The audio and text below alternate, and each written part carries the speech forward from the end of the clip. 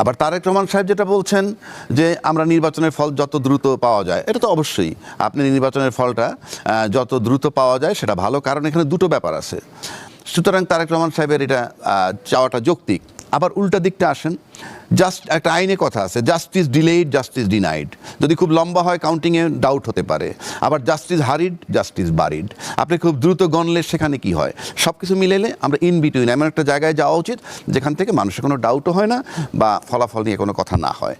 এটা গেল এটা। এরপর আসেন, জামাত ইসলামের আমির বলছেন কি কিছু সকাল থেকে তিনি দেখছিলেন যে ভোট ভালো হচ্ছিল, কিন্তু ঢাকার কেন্দ্রে বিকেলের দিকে বা দুপুরের পরে তিনি দেখছেন যে এক ধরনের অসামঞ্জস্যতা, কারচুপির অভিযোগ তিনি করছেন। এখন এই যে কারচুপির অভিযোগ কম বেশি সব এনসিপিও তাই বলছে, সব ভোটই আমরা পাইছি, পাইনি যে একেবারে তা না। এনসিপি যদি বলে থাকে সেটাও পাইতে পারি, এইরকম অভিযোগ আমাদের ছিল। কিন্তু আমরা যেটা ধারণা করছিলাম যে নির্বাচনে খুব বিশ্রী অবস্থা হবে, সেটা এখন পর্যন্ত তেমন কোনো খবর পাওয়া যায় না। এটা আমার কাছে একটা সারপ্রাইজিং, যেটা আমি আপনাকে একটু আগে বলে গেছি যে কেন নির্বাচনটা শান্তিপূর্ণ হচ্ছে, সেটা আমি রিপিট আর করতে চাই না। কিন্তু প্রশ্ন হচ্ছে, যেই 18 মাস যাবৎ আমরা এই সরকারের এমন কোনো বিষয় পাই নাই যেটা তার পক্ষে পজিটিভ, অন্তত চলনে বলনে বয়ানে। সেই প্রশাসনিকভাবে ব্যর্থ, তারপরে কি বলে প্রশাসনকে তার ইচ্ছা মতো ব্যবহার করা, কোনো দিকে কোনো দলের পক্ষে কাজ করা ইত্যাদি। সেই বিবেচনায় এইরকম একটা নির্বাচন দেওয়ার যোগ্যতা এই সরকারের নাই। সেক্ষেত্রে আমি যেটা বলেছি ওটাই কারেক্ট আমি মনে করি, যে যারা ডিস্টার্বিং করার, ওই যেমন রনি একটু আগে বলল যে আওয়ামী লীগের কিছু ভোট নাকি দিতে আসছে ভোটে, আমার এটা মাথায় ধরে না। এক, আর দুই নম্বর, আওয়ামী লীগ যতটুকু জানি বর্তমান সরকার বোধহয় কালকেই বোধহয় অলমোস্ট সমস্ত উপদেষ্টারা তাদের মোটামুটি কার্যক্রম শেষ করছে, হয়তো এই অফিসিয়াল কার্যক্রম শেষ করছে, এখন হয়তো রুটিন পর্যন্ত থাকবেন। রুটিন বলতে এই যে ভোট হবে, কাউন্টিং হবে, তারপর হয়তো যে সমস্ত আনুষ্ঠানিকতা আছে সেগুলো করে ন্যাচারালি তারা চলে যাবেন, এবং তারা এটাকে মোটামুটি তাদের বডি ল্যাঙ্গুয়েজ বা তাদের অ্যাকশন দিয়ে এনশিওর করেছেন, এতে কোনো সন্দেহ নাই। কিন্তু একটা বিষয় আমি বলি, দেখুন এখানে গণভোট আছে, সাধারণ তারপরে এই সংসদ নির্বাচন আছে, কথাগুলো আমি আগেও বলছি এখনও বলি, এটা তো একটা লম্বা সময়, এখন তো শেষ সময়। তারপরে বলি, আমরা কিন্তু এবার যে এই ইলেকশন কমিশন যে নির্বাচন যখন ঘোষণা করলো, তফসিল দিল, তখন কিন্তু উনি বলেন নাই সংবিধানের কোন অনুচ্ছেদ মোতাবেক উনি নির্বাচন ঘোষণা করছেন, তফসিল দিয়েছেন, বলেন নাই। যেহেতু বলেন নাই, তাহলে আপনি কিসে নির্বাচনটা কিভাবে দিলেন? আর সংবিধান মোতাবেক যদি আপনি বলে থাকেন, তাহলে সর্বোচ্চ 180 দিনের মধ্যে সরকার পতন হওয়ার, মানে সংসদ ভেঙে যাওয়ার 180 দিনের মধ্যে নির্বাচন দেওয়ার কথা সর্বোচ্চ। তারপরে বলা নাই যেদিন মন চায় সেদিন।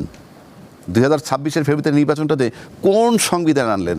এই সংসদ নির্বাচন, এই নির্বাচনটা হওয়ার পর আমি আবারও বলছি, কঠিন জটিলতায় পড়বে যদি গণভোটটা জয়যুক্ত হয় এবং গণভোটের আলোকে সংবিধানটাকে সংস্কার করে নেয়, তাইলে এদের ঢোকার সুযোগ হবে। তা নয়তো ওখানে থেমে যাবে, একটা জটিলতা তৈরি হবে। কিভাবে কাভার করবেন সেটা পরের চ্যাপ্টার, আমার চেয়ে বহু বিজ্ঞ লোক এই দেশে আছে। এটা আরেকটা কথা, কয়েকটা পয়েন্ট খণ্ডন করে আমি শেষ করছি। রনি বলল যে দলের কোনো ভোটার নাই, ভোটার সব বাংলাদেশের। তাহলে আমি ধরে নিলাম দলের কোনো ভোটার নাই, 12 কোটি ভোটার বাংলাদেশের জনগণের। যদি তাই বলি, তাহলে তো মাত্র 32% লোক ভোট দিতে গেছে এ পর্যন্ত, মানে আমাদের কাছে ফার্দার আসে নাই, তাহলে 68 ভাগ এখনো যায় নাই। 2 নম্বর, হাসিনা কিন্তু বলতো একটা কথা, যে সব দল দল নাই যে আমরা নির্বাচনে পরাজিত হওয়ার পর কারচুপির কথা বলি নাই। 1991 সাল থেকে সূক্ষ্ম কারচুপি, সেটাও বলেছে, সূক্ষ্ম কারচুপি, স্থূল কারচুপি। আমি আপনাকে শেষ করে দিচ্ছি আমার এটা, বাংলাদেশের নির্বাচনের 2টা পার্ট, একটা হলো কারচুপি আর একটা হলো ইঞ্জিনিয়ারিং। কারচুপিটা করে কারা? কারচুপিটা করে দল। ওই যেমন আমির সাহেব বলল কারচুপির খবর পাওয়া গেছে, কারণ কারচুপির সাথে তো সরকারের কোনো লোকজনের ইনভলভমেন্ট নাই, ওইটা দলীয় নেতাকর্মীরা বুথ দখল কারচুপি। আর ইঞ্জিনিয়ারিংটা কি? ইঞ্জিনিয়ারিং হইল প্রজাতন্ত্রের কর্মকর্তা কর্মচারী মিলে করে। আজকে আমরা যারা টকশোতে যাচ্ছি, আমরা সবাই বলছি যে আওয়ামী লীগের সময় ইঞ্জিনিয়ারিং করা হয়েছে, আওয়ামী লীগ ভোটগুলোতে ইঞ্জিনিয়ারিং করছে, 14% গেছে, তারপরে এত % ভোট, তারপর হঠাৎ করে জাম্প করে আসলো 60% ভোট। ওটা হইল ইঞ্জিনিয়ারিং। তো এখন ওই ইঞ্জিনিয়ারিং তারা করে কি করে না আমার কাছে কোনো ইনফরমেশন নাই, ফার্স্ট হ্যান্ড ইনফরমেশন আমার কাছে নাই। কিন্তু আজকে যেহেতু আমরা 16-17 বছর পর একটা নির্বাচনে যাচ্ছি, সেই নির্বাচনটা আমি তাদের কাছে করজোরে মিনতি করতেছি, যদি ইঞ্জিনিয়ারিং তারা করে থাকেন অতীতে কিংবা আজকেও যদি প্ল্যান থাকে, করজোরে মিনতি করতেছি, আমরা একটা সুন্দর ভোট চাই। আমরা কোনো ইঞ্জিনিয়ারিং আপনারা করবেন সেটা চাই না, আপনারা করেন কি না আমি জানি না, যদি করে থাকেন, করার প্ল্যান থাকে, তাহলে আপনাদের কাছে মেহেরবানি করে ক্ষমা চাচ্ছি। 1, 2 পাশাপাশি যেহেতু আমরা তাদের সন্তান আছে, তাদের স্ত্রী আছে, পুত্র আছে, আমি এখান থেকে এই চ্যানেলের মাধ্যমে ওই স্ত্রী পুত্রদেরকে বলবো, আপনারা আপনাদের হাজব্যান্ড এবং পিতাকে বলবেন যে দেশে একটা সুন্দর ইলেকশন হোক, আল্লাহর দোহাই যথেষ্ট করেছেন, বিগত 16 বছর করেছেন, এবার আর করেন না। আপনারা দয়া করে এটার থেকে বিরত থাকেন যদি করার ইন্টেনশন থাকে।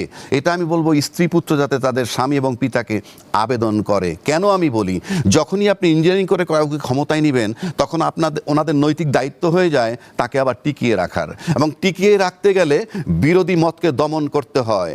সুতরাং ইঞ্জিনিয়ারিং করে যদি কাউকে ক্ষমতায় আনেন, তাহলে জনগণের উপর আবার দুর্ভোগ আসবে। আমি আবারও তার পরিবারের স্ত্রী পুত্র কন্যাকে বলছি, আপনার স্বামী এবং পিতাকে দয়া করে বুঝান, এই দেশ আমাদের, এই যে খালি দেশে মানে সরকার গঠন করবেন তা না, দেশের মানুষের নিরাপত্তা সব কিছু দরকার। সুতরাং আমি এই নিবেদনটা করে গেলাম। আবু সাইদ খান, আমার কাছে এটা আর বক্তব্যটা অংশগ্রহণমূলক যে বললাম আমরা নির্বাচনটাকে, সেটা তো আমার পুরো হাসিনার মতো মনে হয়ে গেল।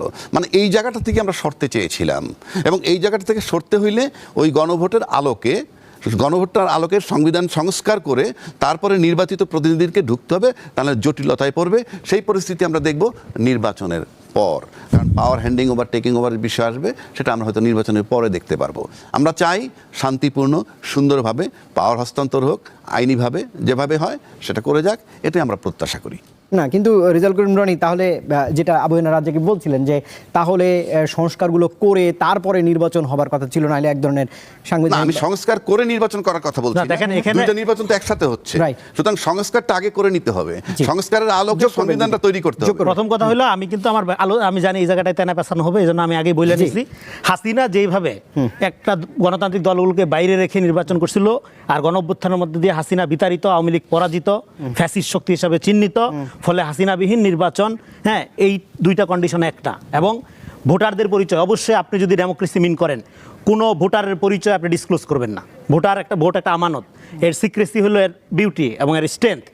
বিএনপি হোক, জামাতের হোক, এনসিপির হোক, কোনো ভোটারের পরিচয় ভোট দেওয়ার আগে পর্যন্ত ডিসক্লোজ করা যাবে না। এটা প্রাইমারি প্রিন্সিপাল ডেমোক্রেটিক নর্মস। সেখানে আপনি আওয়ামী লীগের ভোট, বিএনপির ভোট, জামাতের ভোট ভাগ করেন কীভাবে? That was my point. এবং আমি স্ট্রংলি বলেছি, এখানে আওয়ামী লীগের লোক অবশ্যই ভোট দিতে গেছে, যাওয়াটাই স্বাভাবিক।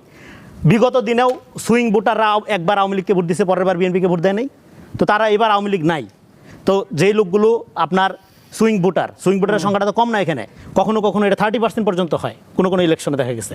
সো সেই লোকগুলো যারা আওয়ামী লীগকে ভোট দিচ্ছে বিগত দিনে, তারা ভোট দিতে যাবে না? ডেফিনেটলি ভোট যাবে। ফলে এটা আমরা কেন ধৈর্যই নিব যে হ্যাঁ আওয়ামী লীগ কোনো ভোটার ভোট দেয় না এবং ভোটার টানা? সুইং ভোটারে তো দলীয় ভোটার বলা হয় না। হ্যাঁ, কোনো ভোটারকে দলীয় ভোটার বলা যাবে না, কোনো, এটা প্রিন্সিপাল। কিন্তু ভোট দলীয় ভোট ব্যাংক বলে একটা কথা আছে, এটা ভোট ব্যাংক, এটা আপনি আলোচনা রাখবেন, এর কিন্তু আপনি ক্যাটাগরাইজ ভাগ করবেন না। নিশ্চয়ই দলীয় ভোট ব্যাংক এটা দলের কাছে, একজন বিশ্লেষকের কাছে না, নিশ্চয়ই এটা একজন সাংবাদিকের কাছে না, বা একজন নাগরিকের কাছে না, যে আওয়ামী লীগের নেতা বা যে বিএনপির নেতা, সে তার অনুসারীকে তার ভোটার মনে করে, সেটা তার ব্যাপার, এটা তার একটা পলিটিক্যাল। আমরা যদি হিসাবটা করি, যে ঠিক আছে অনেকেরই টার্গেট ছিল, যেটা আমরা বলি আর না বলি, যে নির্বাচনে নিষিদ্ধ দল আওয়ামী লীগের ভোটাররা ভোট দেবে কিনা, এটা একটা গুরুত্বপূর্ণ প্রশ্ন। তো আমার কাছে যেটা মনে হয়েছে যে তারা ভোট দিয়েছেন, অনেক ক্ষেত্রে সংখ্যালঘুরাও ভোট দিয়েছেন, বিভিন্ন সূত্রে জানা যাচ্ছে। অতএব ভোটদানের ক্ষেত্রে সেই দিক দিয়ে আমরা যদি মনে করি, ক্রস সেকশন অফ পিপলস, মানে বিভিন্ন শ্রেণী পেশার মানুষ এবং বিভিন্ন ধর্ম বর্ণের মানুষ তারা উপস্থিত হয়েছেন, সেই জায়গা থেকে যদি বিবেচনা করি যে নির্বাচনটাও অংশগ্রহণমূলক ভোটারের ক্ষেত্রে, হ্যাঁ, দলগুলোর অংশগ্রহণের ক্ষেত্রে সেই বিতর্ক আজকে যাওয়ার সময় নেই। আজকে আমার কাছে মনে হয়েছে যে নির্বাচনটা যথেষ্ট স্বতঃস্ফূর্ত এবং অংশগ্রহণমূলক, এবং এই নির্বাচনের মধ্য দিয়ে আমাদের নতুন একটা যাত্রা শুরু হবে। তবে জাতির জন্মদিন, যেটা আমাদের প্রধান উপদেষ্টা বলেছেন, তার সঙ্গে একমত নেই। উনি বারবার জাতি তো জন্ম হয় না, এই জাতির, এ দেশের 1971 সালেই যাত্রা শুরু হয়েছে এবং জন্ম হয়েছে, নতুন করে জন্ম হওয়ার কোনো প্রয়োজন নেই। এই উচ্ছ্বাসটা আমার কাছে, তার কাছে এটা অত্যন্ত বেশি উচ্ছ্বাস মনে হয়েছে। তবে হ্যাঁ, যে আমাদের যে এটা দুটো জিনিস, যে আমরা স্বৈরতন্ত্রের আমলে কথা বলতে পারছিলাম না, বাক স্বাধীনতা রুদ্ধ ছিল, মারাত্মক ভীতিকর পরিস্থিতি ছিল, এবং জুলাই অভ্যুত্থানের মধ্যে দিয়ে সেই ভীতিকর পরিবেশের পতন ঘটেছে। তারপরেও একটা আতঙ্ক ছিল মপতন্ত্র। আমরা স্বৈরতন্ত্রের পতন ঘটিয়ে মানুষের ভিতর তখন এক ধরনের ধারণা ছিল তাইলে কি দেশটা। এখানে আওয়ামী লীগের ভোট বলে কোনো ভোট নাই, নাগরিকদের ভোট। এবং আপনারা যখন আওয়ামী লীগ বিএনপি বাইনারিতে দেশ বিভক্ত ছিল, তখন কিন্তু মানুষ এক বছর আওয়ামী লীগকে ভোট দিচ্ছে, তারপরের বছর ওই মানুষ কিন্তু আবার বিএনপিকে ভোট দিচ্ছে। ফলে আওয়ামী লীগের ভোট মানে যারা দিত আওয়ামী লীগের ভোট, তারা আর কোনোদিন অন্য দলকে ভোট দিবে না, কখনোই দেয় না। এটা অ্যাবসলিউটলি আপনার ফলস কথাবার্তা। কারণ আপনার দল এবং আরেকটা হলো স্ট্যান্ডার্ড, যেটা আমরা দেখছি যে নির্বাচন অংশগ্রহণমূলক হচ্ছে কি না, এটা আপনি বুঝবেন সব দল অংশগ্রহণ করছে কিনা সেটা দিয়ে না, সব মানুষ, সব সেক্টরে, যেটা বললো যে ডাইভার্সিটি অফ পিপল, সব সেক্টরের মানুষ। যেমন ধরেন এই সমাজের খ্রিস্টান কমিউনিটি বা হিন্দু কমিউনিটি যদি ভোট বর্জন করে বসে থাকে, ডেফিনেটলি এই নির্বাচন প্রশ্নবিদ্ধ হবে। কিন্তু একটা দল, রাজনৈতিক দল যদি ভোট বর্জন করে, কিচ্ছু আসা যায় না। কারণ ওই কমিউনিটি মানুষ, ওই দলের সমর্থকদের অনেকেই, দল ধরেন দল আকারে ওই দলটার নির্বাচনে নাই, সমর্থকদের অনেকেই অন্যকে ভোট দেওয়ার জন্য যাইতে পারে। যখন যায় তখন সেটা আপনার অংশগ্রহণমূলক নির্বাচন হিসেবে ধরা হয়। এটা অতীতেও হয়েছে, করার জন্য না। আর এইখানে আমরা এত দীর্ঘ বছর পরে যে নির্বাচনটা করছি বাংলাদেশকে জেতানোর জন্য, জনগণের ভোটাধিকার নিশ্চিত করার জন্য, মানুষ ভোট দিচ্ছে, ভোটারদের স্রোত, এই ভোটারদের আমরা ভাগ করব না। আওয়ামী লীগ, বিএনপি, জামাত, এনসিপি বইলা, বিএনপি বইলা ভাগ করব না। আমরা রেজাল্ট দেখব, যে রেজাল্ট, এবং সেই রেজাল্ট দেওয়ার ক্ষেত্রেই আপনার যে প্রশ্ন, সেখানে আমরা আসবো যে প্রশাসনের সক্ষমতা, এই যে জনস্রোত বা ভোটার স্রোত আমরা দেখলাম কেন্দ্রগুলোতে, সেইটা একটা আমানত আকারে ধরেন ভোট কেন্দ্রগুলোতে পড়লো, ভোট বক্সগুলোতে পড়লো, তারপরে সেই আমানতদারিটা সঠিকভাবে রক্ষা হচ্ছে কিনা, সেইটা হলো প্রশাসনিক সক্ষমতা প্রমাণ করবে। আরেকটা হলো এখানে সেনাবাহিনীকে ধন্যবাদ দিতে হবে। ডেফিনেটলি এই সরকারের সক্ষমতা নিয়ে নানা যে প্রশ্ন উঠেছিল, সেই প্রশ্ন উবে যায় নাই, সেই প্রশ্ন আছে। সেই প্রশ্ন থাকার পরেও যে কাঙ্ক্ষিত আপনার মাত্রায়, যে মানে অনেকে মনে করছিল, যেটা যে আশঙ্কা করছিল যে বিশাল রকমের একটা গ্যাঞ্জাম হবে, ভায়োলেন্স হবে, সেই জায়গা থেকে যে মোটামুটি পিসফুল, এই বিচ্ছিন্ন কিছু ঘটনাগুলো বাদেও যে পিসফুল, যেটা একটা বড় ক্রেডিট সেনাবাহিনীকে দিতে হবে। সেনাবাহিনী যেমন আপনার গতকাল রাত থেকেই বিভিন্ন জায়গায় টাকা ছড়ানো, বিভিন্ন দলের, বেশিরভাগই জামাত ইসলামের দলের, বিএনপিরও 3-4 জন আছে, টাকা ছড়ানো সহ ধরা পড়তেছিল। এর আগে আপনার ওই ঠাকুরগাঁ জামাতের আমির 74 লাখ টাকা সহ ধরলো। ফলে সেনাবাহিনীকে খুব তৎপর ভূমিকা দেখা যাচ্ছে। এইটা হলো যেটা হচ্ছে যে ধরনের বিশৃঙ্খলা, অস্থিরতা তৈরির পায়তারা যারা করছিল, তাদের যে প্রস্তুতি বা মনোবল, এটাতে একটা বড় প্রভাব ফেলছে। তারা হয়তো ব্যাকফুটে যেতে বাধ্য হয়েছে।